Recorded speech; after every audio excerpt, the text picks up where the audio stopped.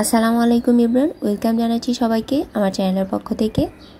আজকে সুজি দিয়ে দুর্দান্ত স্বাদের একটি মিষ্টি রেসিপি শেয়ার করব। আর এই মিষ্টিটার নাম দিয়েছি আমি চন্দ্রপুলি মিষ্টি। এই মিষ্টিটা এতটাই সফট এবং এতটাই তুলতুলে হয় যেটা কিনা মুখে দিলেই মিলিয়ে যাবে। তো চলুন শুরু করি। প্রথমে এই মিষ্টি বানানোর জন্য আমি একটা শিরা তৈরি করে নেব। এর জন্য 1 কাপ চিনি দিয়েছি। 1 কাপ চিনির সাথে 2 কাপ পানি দিয়েছি আর 2টা এলাচ দিয়েছি। দিয়ে এই শিরাটাকে শুধুমাত্র একটা বলক তুলে নেব। শিরাটা হয়ে গেলে এখন একটা সাইডে ঢাকনা দিয়ে রেখে দেব। তারপর একটা প্যানে আমি 1 কাপ সুজি নিয়েছি মিষ্টির ডোটা বানানোর জন্য। আর এই সুজিটাকে লো আঁচে আমি ভেজে নেব 2 থেকে 3 মিনিট। আমি সুজির সাথে সামান্য লবণ দিয়ে দিলাম। সুজিটাকে লালচে করা যাবে না, এরকম সাদা রেখে ভেজে নিতে হবে। 1 কাপ সুজির সাথে আমি যে বাটি দিয়ে সুজিটা মেপেছি সেই বাটি দিয়ে আমি 2 কাপ পানি দিয়েছি। আর পানি দেওয়ার সাথে সাথে অনবরত নেড়ে চেড়ে দিতে হবে, না হলে কিন্তু সুজিটা লাম্পস থেকে যাবে। আর সুজির লাম্পস থেকে গেলে কিন্তু মিষ্টিটা ভালো হবে না। রান্না করতে করতে একসময় দেখা যাবে যে সুজিটা খুব ঘন হয়ে গিয়েছে আর প্যানের গা ছেড়ে উঠে আসছে। যখন এরকম ডোয়ের মতো হয়ে যাবে এবং প্যানের গা ছেড়ে উঠে আসবে, ঠিক সেই পর্যায়ে আমি চুলা থেকে নামিয়ে একটা প্লেটে রেখে দিব। এটা ঠান্ডা হতে হতে মিষ্টির যে ভিতরের পুরটা আছে আমি সেটা তৈরি করে নেব। আর এই পুরের জন্য আমি নিয়েছি 1/3 কাপ আখের গুড়। চাইলে এখানে খেজুরের গুঁড়ও ব্যবহার করতে পারেন। তারপর সামান্য পানি দিয়ে আমি গুড়টা গুলিয়ে নেব। গুড়টা গুলে গেলে আমি এখানে কোরানো নারকেল দিয়ে দিব 1/2 কাপ। এই নারকেল কোরানোটা এই গুড়ের সাথে ভালোভাবে মিশিয়ে নেব।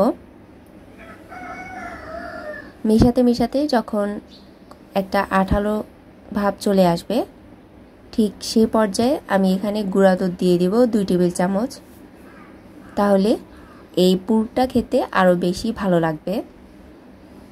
গুঁড়ো দুধ ভালোভাবে মিশিয়ে আমি তৈরি করে নিলাম পুরটা।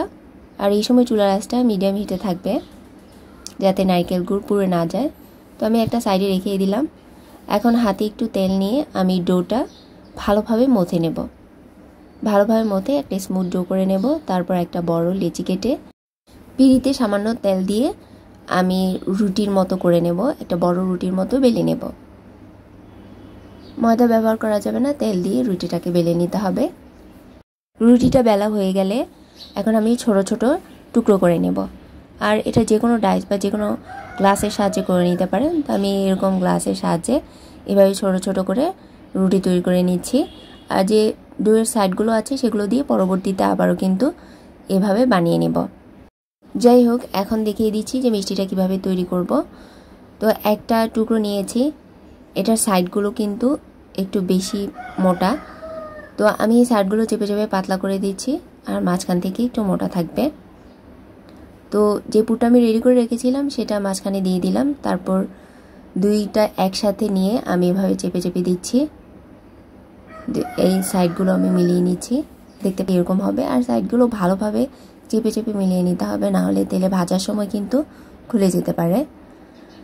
তো আমি সেমভাবে আরেকটা দেখিয়ে দিচ্ছি। সাইডগুলো আমি একটু পাতলা করে নিয়েছি। তারপর পুরটা দিয়ে এভাবে মুখটা ভালোভাবে সিল করে দিচ্ছি। আমি আরও সহজভাবে করে নিচ্ছি, এতে এই মিষ্টিগুলো বানাতে খুব তাড়াতাড়ি হবে। তো আমি বেলনিতে একটু তেল দিয়ে ভালোভাবে একটা রুটি তৈরি করে নিচ্ছি, একটু বড় করে রুটি তৈরি করে নিচ্ছি। তারপর এই গ্লাসটা দিয়ে আবারও কেটে নিচ্ছি। তারপর এই পিঁড়িতে রেখে আমি এগুলাকে একটু চেপে চেপে পাতলা করে দেব। দেখতে পাচ্ছেন যে কীভাবে একটু পাতলা করে নিয়েছি। আর মাঝখানের সাইডটা কিন্তু একটু ভারী থাকবে। তারপর হাত দিয়ে আমি দিয়ে দিলাম এই পুরটা একটু একটু করে। সবগুলোতে পুর দেওয়া শেষ হয়ে গেলে 2 সাইড একসাথে নিয়ে মিলিয়ে নিব। মুখটা ভালোভাবে এভাবে চেপে চেপে সিল করে দেব। এভাবে এই মিষ্টিটা তৈরি করলে খুব কম সময়ের মধ্যে কিন্তু সবগুলো মিষ্টি তৈরি হয়ে যায়। সুজির এই মিষ্টিটাকে অনেকে কিন্তু পিঠাও বলতে পারেন, চন্দ্রপুলি পিঠা। যাই হোক, চন্দ্রপুলি মিষ্টি বা চন্দ্রপুলি পিঠা আমার বানানো হয়ে গেছে। দেখতে কিন্তু খুবই সুন্দর লাগছে। তো এখন পরের স্টেপে ভাজার পালা। একটা কড়াইতে পর্যাপ্ত পরিমাণ তেল নিয়ে নিয়েছি আর তেলটা মিডিয়াম হিটে আমি গরম করে নিয়েছি। হালকা গরম হলে আমি সবগুলো পিঠা এই তেলের মধ্যে দিয়ে দেব। দিয়ে প্রথমে নাড়তে যাবেন না, প্রথমে কিন্তু একটু নরম থাকে, যখন এক পাশ একটু হালকা কালার হয়ে যাবে তখন উল্টিয়ে দিতে পারেন।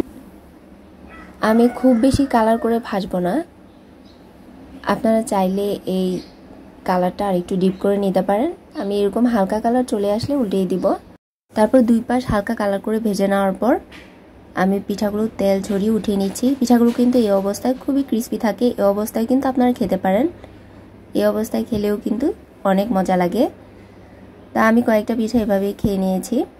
সুজি দিয়ে তৈরি, তো ভীষণ ক্রিস্পি হয় এই পিঠাগুলো। যখন এই পিঠাগুলো শিরাতে দিবেন তখন কিন্তু সেই ক্রিস্পিনেসটা আর থাকবে না, তখন একদম সফট তুলতুলে হয়ে যাবে। তো এখন গরম শিরার মধ্যে আমি পিঠাগুলো ডিপ করে রাখছি।